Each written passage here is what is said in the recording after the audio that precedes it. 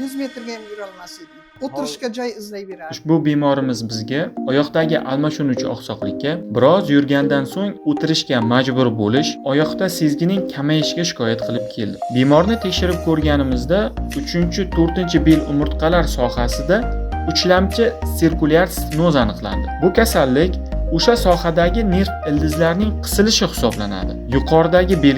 Yuqoridagi belgilar sabab bemorda endoskop yordamida 0,8 mm teshik orqali operatsiya amaliyoti bajarildi. Operatsiya davomida qisilgan nerv ildizlari to'liq ozod qilindi. Amaliyot kutganimizdan ajoyib o'tdi. Operatsiyadan so'ng bemorimiz shikoyatlari to'liq yo'qoldi.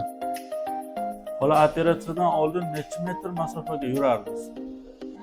100 metrga ham yura olmas edim. Operatsiyadan oldin og'riq qanday bo'lgan? Kuchlimi? Og'riq kuchli bo'lgan. Mana shu yerimdan xuddi bosh miltog'im to'p urganday bo'lardi. To'p urganday bo'ladi.